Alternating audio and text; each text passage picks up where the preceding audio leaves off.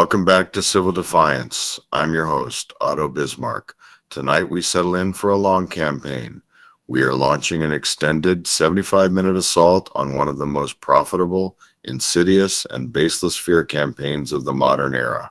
We are targeting the billion-dollar lie built around a humble fungus, Stachybotrys chartarum, a microscopic organism that has been twisted into the monstrous villain the media christened black mold. This is not just a broadcast.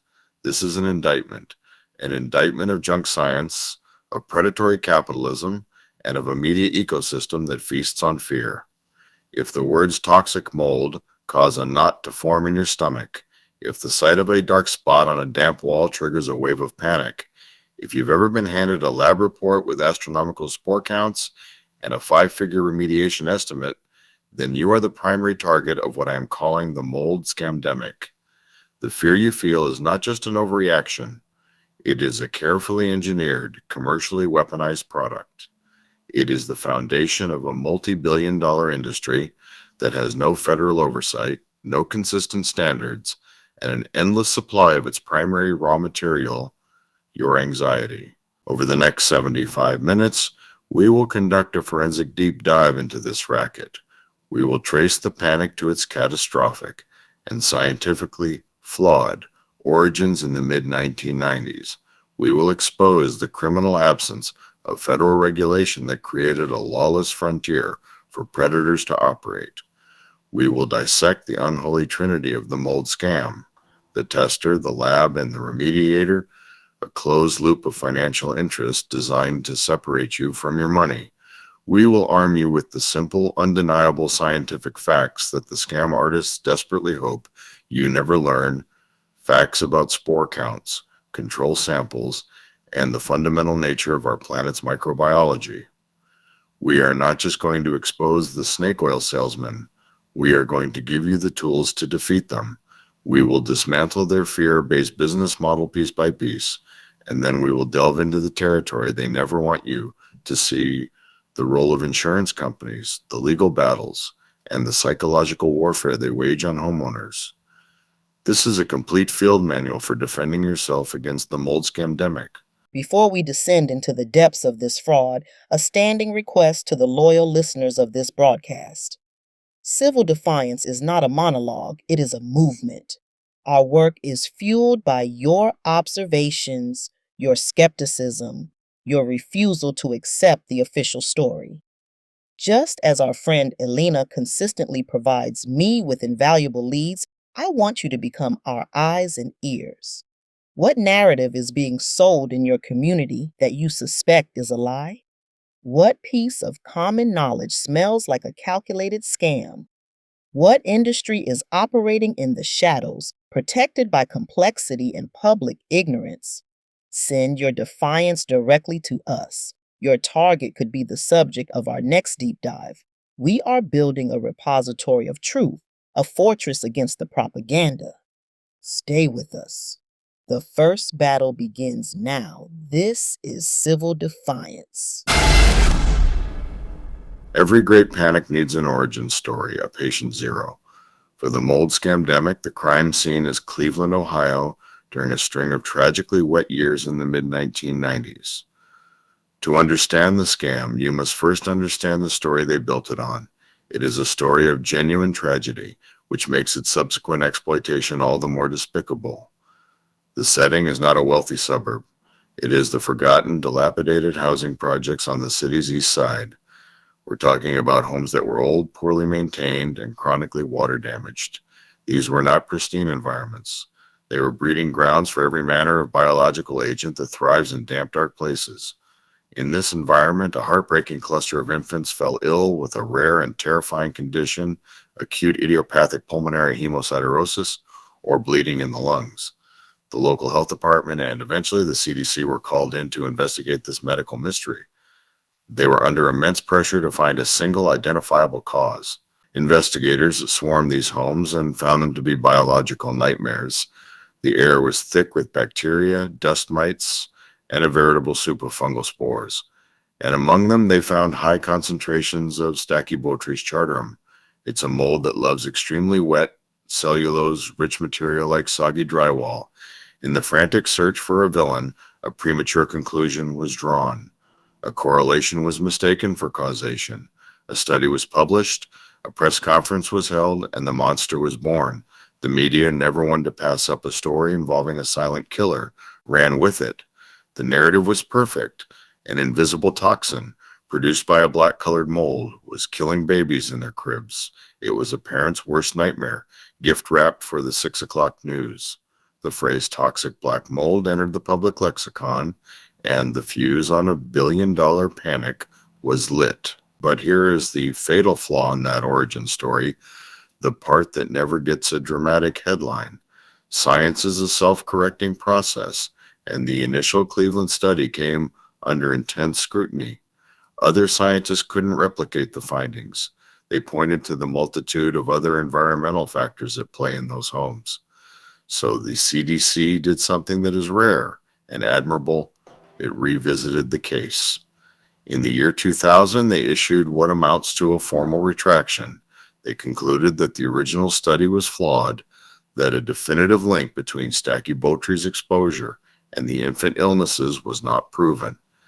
They stated that the cause was likely a complex mix of environmental factors related to extreme water damage, but it was too late. The retraction was a scientific footnote. The panic was a cultural phenomenon. The monster was already out of the cage, and an entire industry was forming to sell the public protection from it. The myth was more profitable than the reality. This brings us to the heart of the scam, the great regulatory abyss, the vacuum of power where this industry was allowed to fester. To this day, there are no federal standards, no EPA-mandated exposure limits for mold in residential homes. None. We have strict federal laws for lead paint, for asbestos, for radon gas. These are known hazards with clearly defined protocols for abatement. But for mold, an agent purported to be a deadly neurotoxin, there is nothing but a void. A few states have some toothless licensing laws, but there is no national standard of care, no required certification, and no official limit for what constitutes a dangerous level of mold. This absence of oversight is not an accident. It is the central pillar of the mold scamdemic. It created a lawless frontier, a wild west where anyone with a pickup truck and a website can declare themselves a certified mold inspector and prey on public fear with impunity. This void allows them to invent their own standards, to create their own pseudoscience, and to charge whatever the market will bear. Into this lawless void stepped the unholy trinity of the mold remediation industry, the inspector, the laboratory, and the remediator. In a truly ethical transaction, these three entities would be completely independent. An inspector would test, a lab would analyze the data blind, and a separate, unaffiliated remediator would be hired to perform the cleanup if necessary. But the mold industry is a masterpiece of vertical integration and conflicts of interest. Often, the inspector who finds the problem has a financial relationship with the lab that analyzes the sample, and more importantly, with the remediation company that gets the 5-figure contract to fix it. Some companies are a one-stop shop, providing the inspection, the lab work, and the remediation themselves. This is not just a conflict of interest, it is the business model. The inspector is not there to give you an objective assessment. He is a salesman, and his job is to close the deal. His tools are not just an air pump and a flashlight. They are fear, uncertainty, and the illusion of science. He is selling a very expensive cure to a disease he conveniently discovered himself. Let's talk about those tools of the trade. The primary weapon in the mold inspector's arsenal is the air sample. They bring in a calibrated pump and a special cassette called an aerosol. For 15 minutes, the pump sucks a known volume of air through this cassette, which has a sticky slide inside that captures any airborne particles, including mold spores. This slide is then sent to a lab, where a technician looks at it under a microscope, identifies the types of mold spores, and counts them. The result is a lab report that lists different mold species and their corresponding spores per cubic meter of air. This all sounds incredibly scientific. It has pumps and labs and numbers with lots of zeros. But it is, in many cases, a form of scientific theater designed to overwhelm and intimidate the homeowner. The numbers, presented without context, are meaningless, and the entire process is subject to massive, intentional manipulation. The first manipulation is aggressive sampling. A truly representative air sample would be taken under normal living conditions, but an inspector looking to generate a high spore count can do any number of things to skew the results. They might turn on all the ceiling fans. They might use a leaf blower to disturb the dust in a basement. They might take the sample right next to a known area of growth. Their goal is not to assess the air you actually breathe, but to generate the scariest possible number. Then comes the big number terror. The lab report comes back showing 50,000 spores per cubic meter. That sounds apocalyptic. But what they don't tell you is that a single disturbed mold colony the size of a dinner plate can easily release millions of spores. They don't tell you that on a dry, windy day, the outside air might naturally have 100,000 spores per cubic meter. They present the number in a vacuum, knowing you will fill in the blanks with terror. Finally, they present the zero mold lie. They promise their multi-thousand-dollar remediation will leave you with a clean, mold-free environment. This is a biological impossibility, a complete and utter fraud. Mold is a non-negotiable part of our planet's ecosystem. A truly clean post-remediation report doesn't mean you have no mold. It just means the indoor air is comparable to the outside air. They are selling you a fantasy of sterility at an extortionate price. Now, let's arm you with the science to dismantle this deception. This is Mold Biology 101. Fungi are their own kingdom of life, separate from plants and animals. Their job is to decompose organic matter. Without mold, the world would be buried under a mountain of dead leaves and trees. We need them. Their reproductive units are spores, which are everywhere, all the time. The air you are breathing right now contains hundreds, if not thousands, of mold spores from dozens of different species. Most common environmental molds fall into genera like Cladosporium, which is the most common outdoor mold, Aspergillus and Penicillium, which are extremely common indoors and outdoors, and Alternaria, another common outdoor mold associated with plants. These are the background noise of life. Your home is not a sterile hospital. It is a living ecosystem. The goal is not to eradicate mold, but to control it. And the control mechanism is simple: moisture. Mold spores are like seeds. They can lay dormant for years, but they cannot grow without water.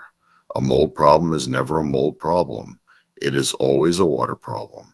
This is the single most important fact the remediation industry does not want you to focus on. Now let's talk about the arch villain of this story, Stachybotrys chartarum. Unlike the common mold, Stachybotrys is not something you typically find floating around in the outside air in high numbers. It has large, sticky spores that don't travel far. It is also a slow-growing, non-aggressive fungus. It gets outcompeted by other molds unless it has its perfect environment, constant near saturated moisture for a long period of time, and a food source rich in cellulose. In other words, drywall that has been soaked for weeks from a slow, persistent leak. When an inspector finds a high airborne count of Stachybotrys, that is a significant red flag. It is a bioindicator that there is a serious chronic water intrusion problem somewhere in that building. But the danger is not what they tell you it is. The scam industry has built a mythology around the idea that Stachybotrys produces deadly mycotoxins that become airborne and poison the inhabitants of the house. They will use words like neurotoxin and black mold disease to suggest a danger on par with chemical weapons. This is a grotesque exaggeration. Let's be clear. Certain molds can produce toxic compounds called mycotoxins. This is a scientific fact.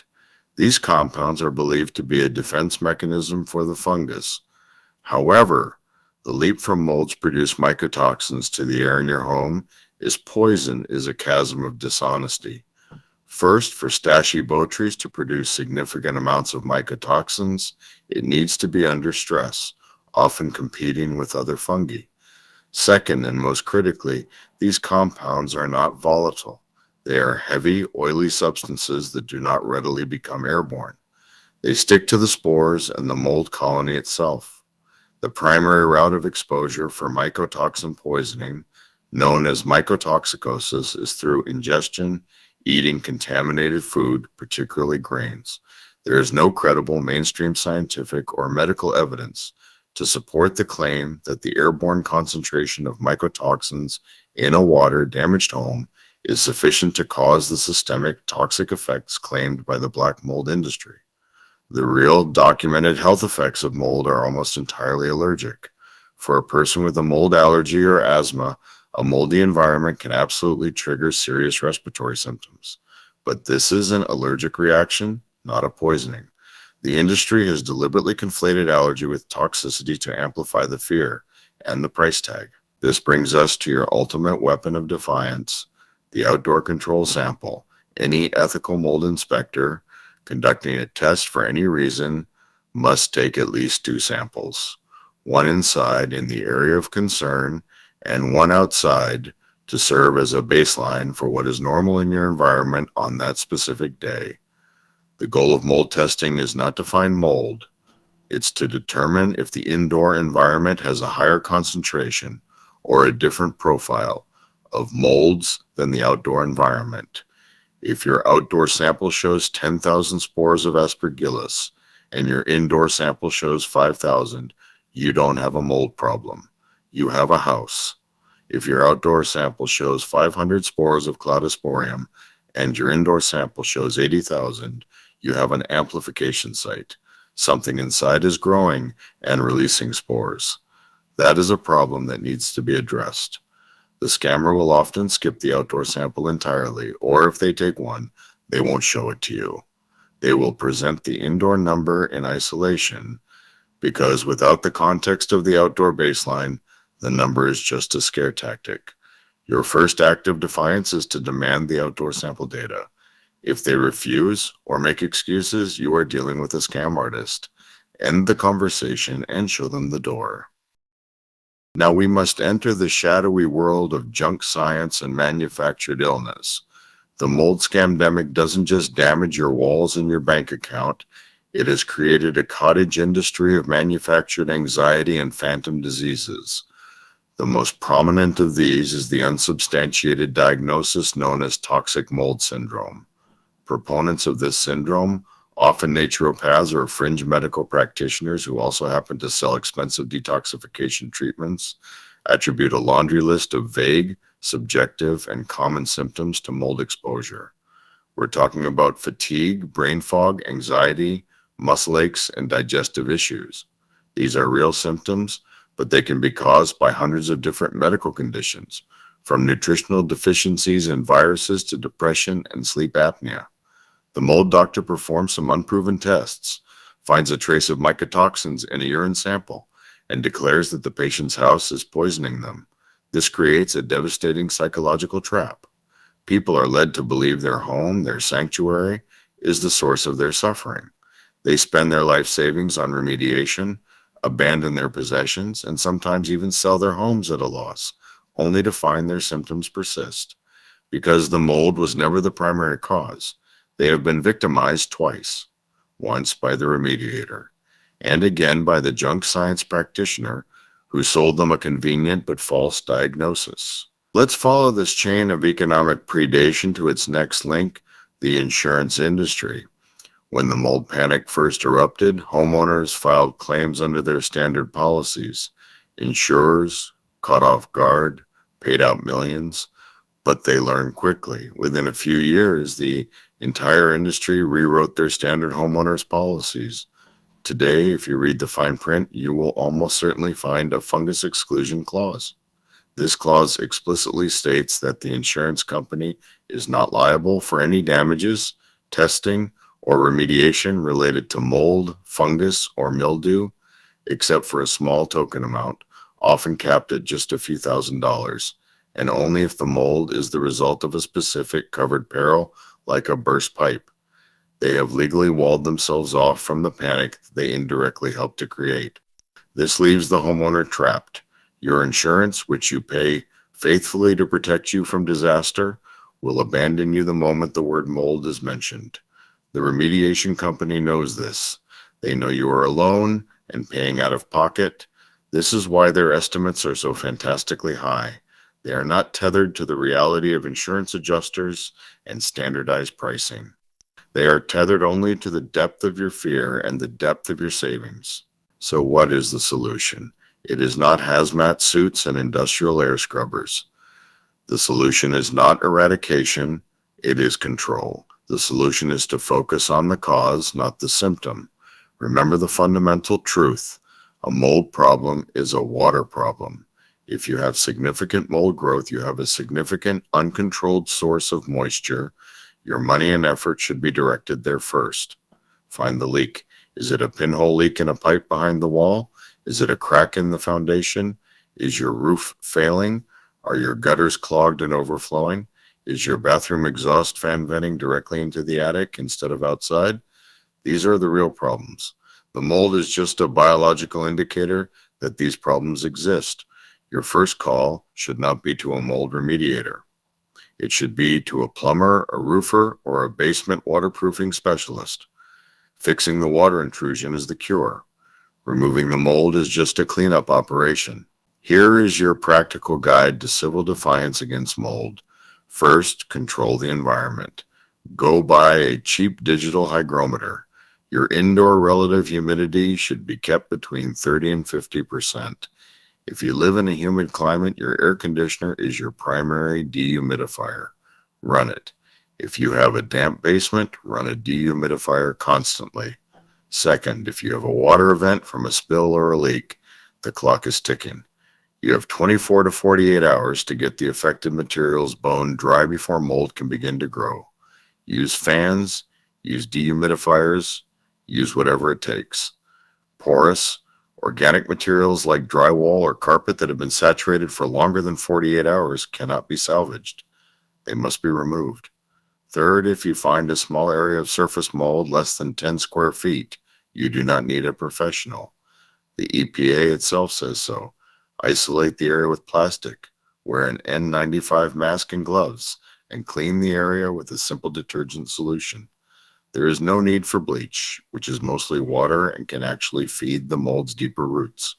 The key is to clean the surface and then address the moisture source that allowed the growth in the first place. If you have a larger problem or you suspect mold is growing inside a wall, you may need professional help, but you must be the general contractor of your own defense. Never hire a company that does both testing and remediation. Hire an independent environmental consultant or industrial hygienist first. Their job is only to investigate and create a scope of work. They have no financial stake in the cleanup. When hiring a remediation company, get at least 3 different bids based on that scope of work. Check their references. Demand proof of liability insurance. Ask them what their criteria for clean is. The answer should be that the indoor spore counts will be comparable to the outdoor baseline, and the species found inside should be similar to those found outside. Any company that promises you zero mold is lying. Your defiance is in your diligence. You must be more informed, more skeptical, and more demanding than they expect you to be. You must demonstrate that you cannot be intimidated by their pseudoscience and their fear-mongering. We have journeyed through the manufactured panic, the regulatory void, the junk science, and the psychological warfare of the mold scamdemic. We have seen how a genuine tragedy was twisted into a marketing campaign, and how a common fungus was turned into a billion-dollar bogeyman. The establishment has failed you. The media sold you the fear. The government failed to regulate the predators, and the insurance industry washed its hands of the whole affair. The only person who can defend you is you. You must arm yourself with knowledge, and you must defy the narrative. Question the expert. Demand the data. Follow the water, and remember that the goal is not a sterile environment, but a healthy one. This is the essence of civil defiance.